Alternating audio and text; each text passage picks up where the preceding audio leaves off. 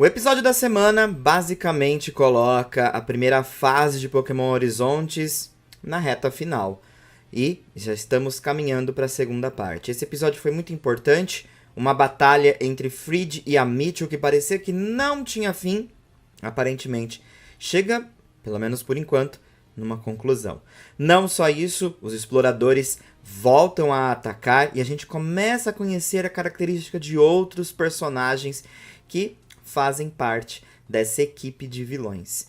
Mas o que surpreende são algumas revelações sobre Lucius, o viajante misterioso. O episódio da semana foi bem legal, peço perdão por não ter feito a review ontem, mas hoje a gente vai conversar um pouquinho sobre esse episódio, então se você não conferiu, confira. Sopa de Grook, você pode conferir por lá.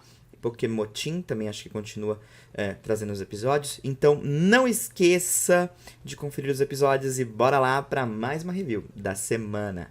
Bom, o episódio começa com os exploradores Sango, Onix se dirigindo até o castelo junto com o Humber, que quer pegar o Pokémon misterioso, que a gente já conhece agora como Terapagos. E lá no castelo a gente está lidando com a situação que o Amityville já começou o ataque e quer que a Liko entregue o Pokémon para ele. Mas o Terapagos está bem nervoso, ele não quer ficar perto ali do Amityville. Aparentemente ele age com hostilidade mesmo, porque ele não vai permitir ser raptado. Então o episódio já começa nessa vibe, justamente, né, colando ali com o episódio anterior. E, inclusive, o Zir e a Konya estão com o Raidon e o Golduck para atacar também. Só que o Arcanine da Diana acaba interrompendo tudo e impedindo que eles executem mesmo um ataque contra a Liko, o Roy e o Fried. E aí a Diana pede para que eles fujam. E aí é aberta ali uma passagem secreta para que eles possam fugir. E, bom, o Amityville simplesmente diz que devem ignorar aquilo porque o foco deles é o Terapagos. Então, aparentemente, ele vai tentar encontrar a Liko e o Roy de alguma outra forma pelo castelo. Agora, Liko, Roy e Fried estão no subterrâneo do castelo nessa passagem secreta. E eles precisam dar um jeito e fugir dali. E então, somos prestigiados com uma cena muito bacana da fuga da Diana com o Arcanine saltando pela janela, quebrando tudo. Muito bom. E o Zir com seu Raidon até consegue perfurar ali a passagem secreta e descobre que, na verdade, eles estão tentando subir numa torre para fugir pela torre. E o Zir acaba avisando o Amityville, ele usa o Corviknight e se dirige até a torre onde Liko e Roy querem fugir. Mas por lá, ele é surpreendido pelo Charizard e pelo Fried. O que eu preciso dizer que, inclusive, foi uma jogada de cena muito legal, porque o Fried estava tentando ligar pro Murdock, e aí o Amityville, né, chegando com o Corviknight, só que o Fried, tipo, desviava dos ataques e tentava entrar em contato com o Murdock. Uma forma bem estilosa, vamos dizer assim, o que irritava bastante o Amityville. Porque parecia muito, e na verdade era, uma grande provocação ali do Fried, porque ele tava se sentindo, né, se esquivando de tudo e ainda fazendo uma ligação. Então ele tirou muita onda com a Amityville, foi bem legal. Bom, e aí o Fried acaba sendo, assim, a isca, né, porque ele quer lutar contra o Amityville para que Liko e Roy consigam fugir. E aí a clássica batalha nos telhados, inclusive, preciso pontuar isso aqui, acontece entre Charizard e Cerulege. E vai ser uma batalha bem interessante. Em contrapartida, a Diana já tá pegando algumas coisas ali do castelo, colocando numa mala, numa bolsa, porque ela precisa fugir dali, né? Então, o que é importante, ela tá levando embora. Lembrando que esse é um dos esconderijos dela, mas tem coisas importantes que ela precisa levar. E aí a gente consegue perceber, né, aquele livro, que são as anotações do Lucius, e também um cinto, que deve entrar em algum contexto em algum momento. A gente já vai conversar sobre ele. Mas vamos voltar para a batalha de Charizard versus Cerulege. Bom, na verdade, enquanto tá rolando a batalha do Cerulege e do Charizard, duas coisas também estão acontecendo, né? A situação com o Liko e Roy, que estão tentando fugir e acabam sendo encurralados pelo Zir e pela Konya, ao mesmo tempo que também vamos ter ali uns diálogos que a Diana, ao tentar sair do castelo, ela acaba encontrando com o Humber. E, bom, primeiro eu quero finalizar essa situação aqui com Charizard e Cerulege.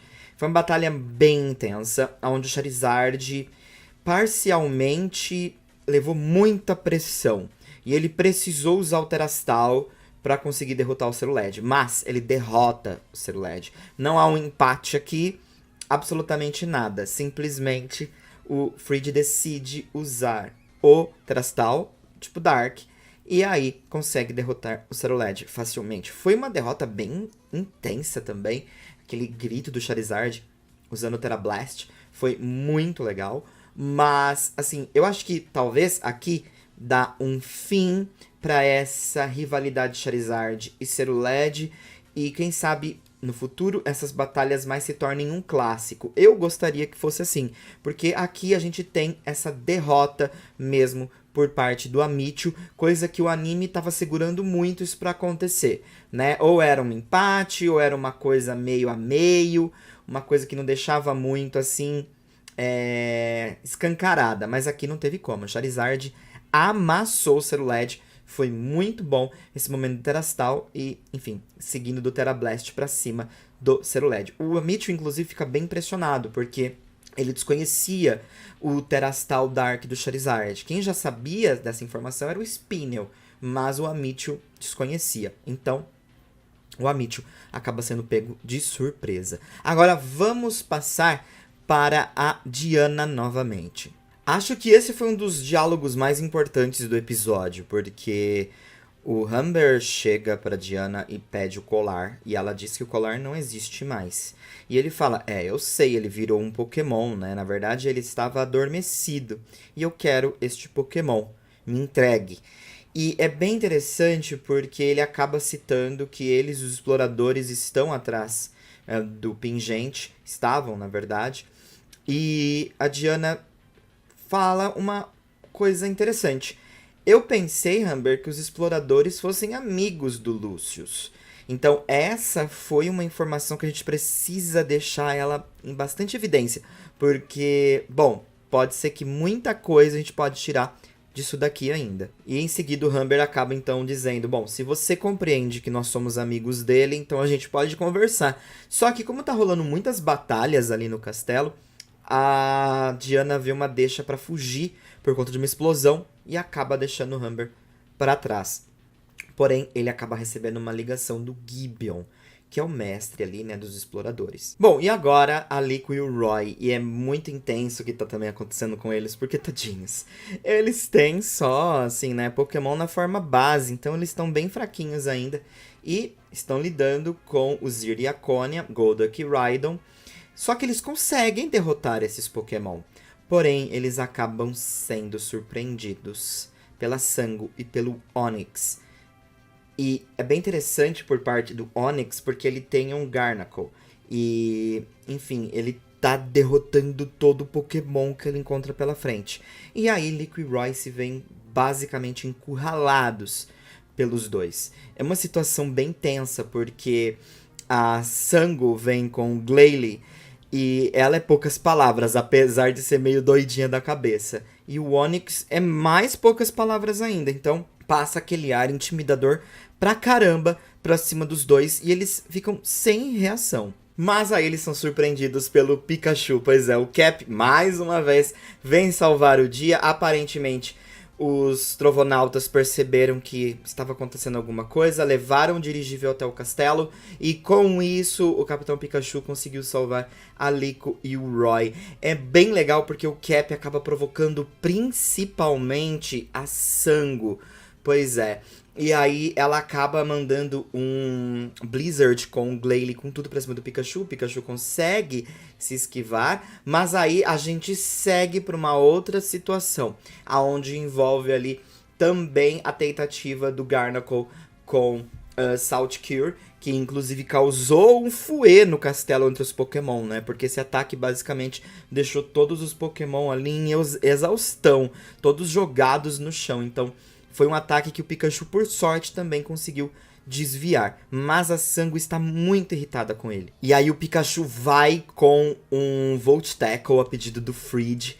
e consegue derrotar o Garnacle, mas a Sango, essa menina é basicamente uma personificação ali de uma arlequina ou coisa assim, porque ela simplesmente fica tão furiosa que pede pro Glalie usar Self-Destruction e tipo, tá todo mundo ali e quase leva o Pikachu. Por sorte o Fridge conseguiu salvar ele e tudo deu certo, mas o Onix, tipo assim, não gostou muito da ideia dela ter agido com tanta irresponsabilidade ali, né? Ela poderia ter causado coisas piores e, enfim, mas a gente já percebe que ela tem o pavio muito curto e agora eu entendo porque ela tem um Glalie e principalmente porque ele está com Self-Destruction.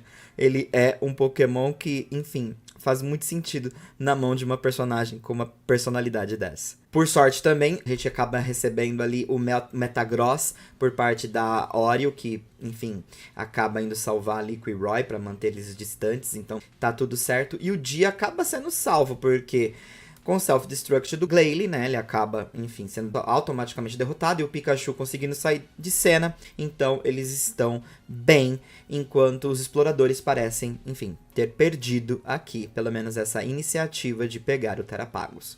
E aí, os exploradores ficam olhando pro céu ali, né, vendo o dirigível ir embora, mas o Amityville, ele tá com o rosto um pouco decepcionado, mas eu não sei, algo a mais parece, na cabeça dele. Enfim, o que pode estar passando na cabeça dele é difícil de imaginar no momento, mas ele tem uma reação um pouco quanto diferente em relação aos outros exploradores. Já no dirigível, a Lico está conversando com a avó dela agora, junto do Fridge, e ela está lendo, folheando ali o diário, o livro de anotações do Lucius. E lá tem uma passagem assim: eu quero que vocês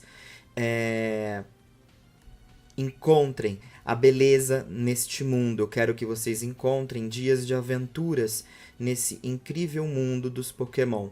E também quero que vocês encontrem o futuro. E é bem interessante porque a Diana acaba questionando ali que você acha que isso é um conto de fadas, você acha que isso é algo real, e a Lico acredita que é real. E aí a Diana diz: bom, então você deve encontrar os 6 heróis, aqueles que andaram do lado do Lucius. E ela cita cada um deles: o Arboliva, o Galar Moltres, o Lapras, o Kleavor e também o Entei, sem falar no Rayquaza. Então são os 6 Pokémon que andaram ao lado do Lucius. E, bom, o Fridge tá animado com isso. A gente corta agora pro Humber, falando para o Gibeon que, bom, as situações começaram a acontecer novamente, dando a entender que, enfim, Terapagos acordou, os Trovonautas estão o protegendo. E aí o Gibeon acaba falando: meu desejo finalmente se tornou realidade. E o episódio termina assim. Gente, esse episódio ele foi muito bom, porque assim, ele coloca um mistério nisso tudo, né? É tanta coisa acontecendo, mas antes da gente partir pro mistério, que eu quero fechar essa review exatamente como o episódio fecha, vamos conversar sobre algumas coisinhas antes, né? Episódio muito bom, 5 estrelas, já adianto isso pra vocês. Foi muito bem executado cada situação que aconteceu, né? Ele tem luta, batalha, ele tem mistério, ele tem conflito ali entre personagens. Então, assim, episódio muito, muito bom. Sem falar nas revelações. Então, é um episódio que entrega bastante e é o que a gente espera, vamos supor assim, num season finale, né? Porque é basicamente esse clima que a gente tem aqui. A batalha do Fridge e do Amityville, eu até comentei isso no meu react.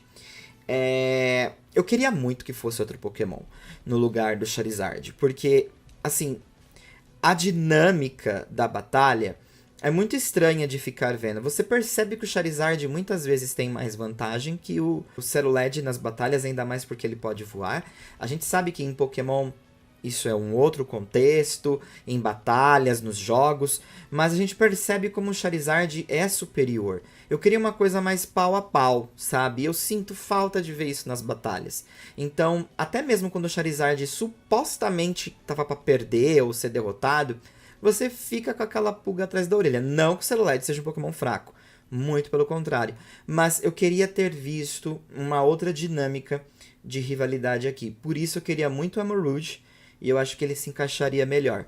Mas, ao mesmo tempo, o anime finaliza, pelo menos, esse momento de batalha com a vitória do Charizard, o que é positivo pra caramba. Ainda bem que o Charizard ganha aqui, mostra o seu potencial e, quem sabe, dá espaço para outros Pokémon aparecerem e a gente aguarda, quem sabe, um clássico que pode se tornar isso aqui daqui pra frente, numa batalha revanche de Cerulege e Charizard. A não ser que fique eternamente nesse gato e rato de Cerulege e Charizard. Cansa, sabe? Inclusive até por parte do Amiibo. Seria legal ver outros Pokémons em ação. O Corviknight, por exemplo, só serve mesmo como uma montaria para voar. Porque batalhar mesmo esse Pokémon parece não executar absolutamente nada, o que é uma pena.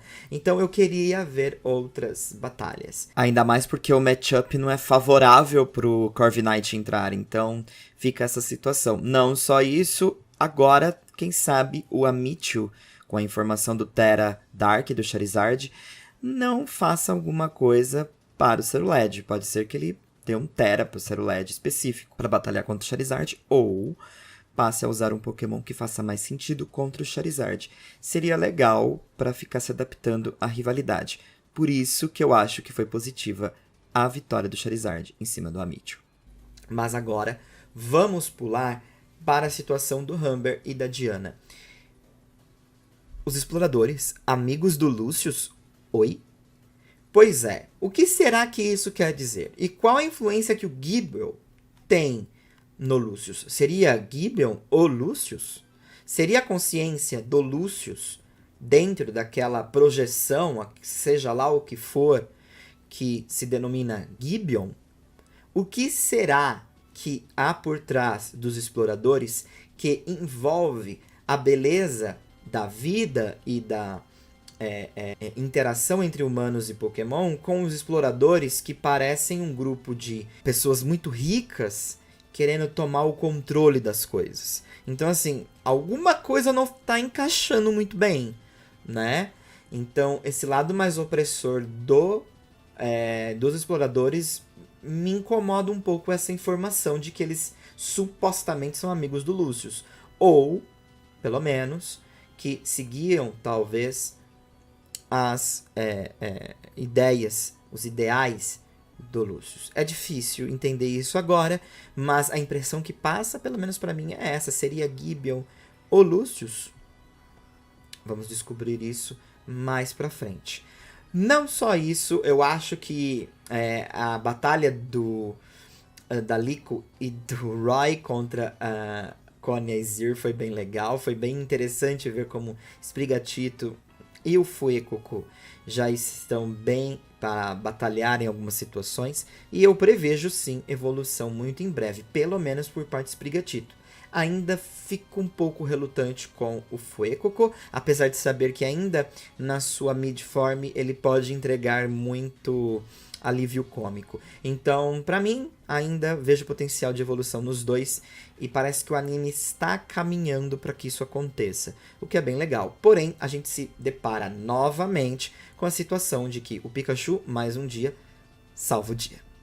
E isso é bom, isso é legal, mas ofusca bastante, né, a história de Liko e Roy. Então, eu percebo que o anime precisa fazer uma manutenção nesses dois personagens.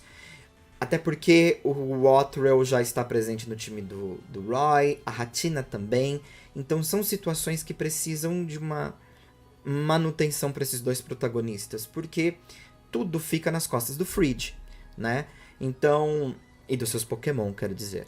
Então, em algum momento o anime precisa delegar mais para esses dois protagonistas. Fica uma sensação muito estranha, né, de que eles dois de fato são os protagonistas. Eu até entendo que o Fridge é mais experiente, mas eu espero que agora na segunda fase a gente veja o crescimento de Liko e Roy como protagonistas, né? E que isso se reflita de alguma forma também nas batalhas. Agora, esse final da Diana com a Liko conversando foi muito interessante. Porque mostra pra gente que, assim, a gente tava muito, muito, muito equivocado nos pokémons do Lucius, né? Kleavor, Entei. O Lapras tudo bem, eu acho que já era de imaginar, mas Kleavor? Entei? Oi? Oi? Pois é. Então, assim, eu espero uma lore focada pra Hisui, não necessariamente Hisui, óbvio, mas que traga um pouquinho de Hisui. Faça essa reparação. Porque até o especial que a gente teve em Jornadas, que envolvia Hisui, por conta das lendas e tudo mais, não foi um especial, assim, que faz jus a Legends, né? Então, quem sabe, agora nessa segunda fase, a gente acaba lidando com isso, porque tem 3 Pokémon ainda pra vir. Eu acredito que essa segunda fase, pelo menos, deva abordar o Lapras e o Kleavor. Gostaria que fosse assim. E finalizasse com o Entei, sendo o último Pokémon que eles encontrassem. Lógico, ao lado do Rayquaza também. Então, daria pra fazer 3 fases, sendo agora a segunda fase, com Lapras e Kleavor, e trazendo um pouquinho mais da lore de Legends para o anime. Seria muito interessante. Fico satisfeito se isso acontecer. Gostei demais, sabe? E, enfim, fico nessa expectativa. Mas o MVP desse episódio não foi o Charizard, não foi a Diana, apesar dela ser incrível com o Arcanine, pulando por janelas e quebrando e soltando seus lança-chamas e por aí vai, mas a Sango é uma personagem. Assim, essa característica de personagem não é inédita na cultura pop, mas essas personagens costumam se destacar. E não tem como.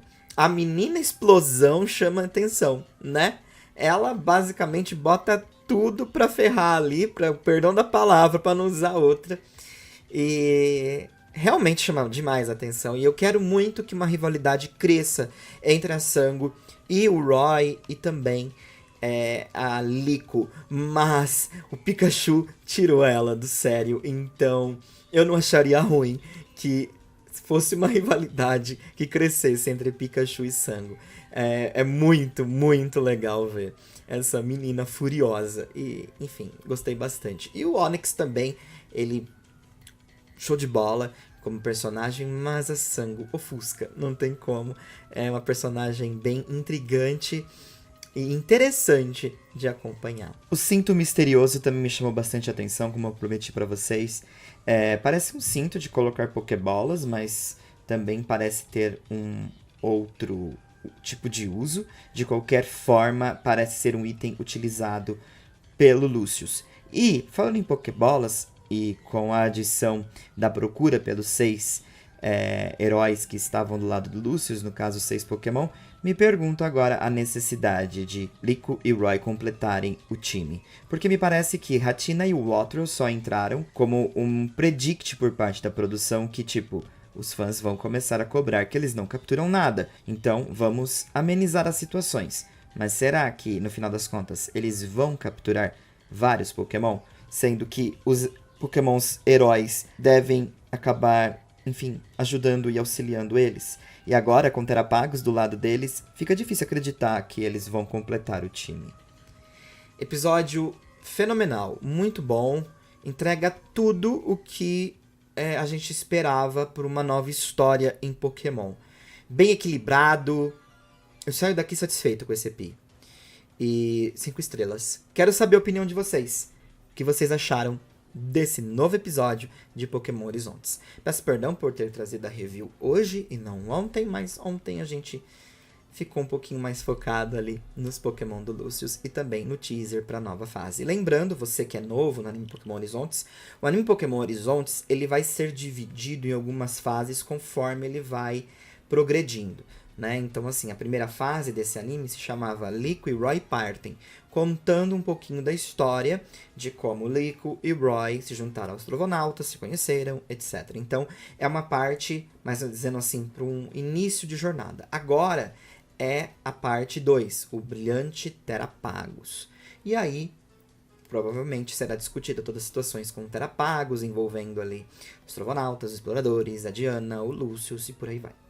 E provavelmente, depois dessa fase, deve entrar uma outra fase para discutir algumas outras situações. É difícil saber se Pokémon Horizontes vai ter mais de 3 fases. 3 fases me parece o suficiente para Horizontes e para contar toda essa história. Mas pode ser que tenha mais. Então, vamos ficar aqui de olho. Até lá, conto com a sua presença na review. Muito obrigada pela participação nos comentários. E deixa seu like, ele ajuda demais. Bom final de semana para vocês. A gente se vê logo logo. Fui!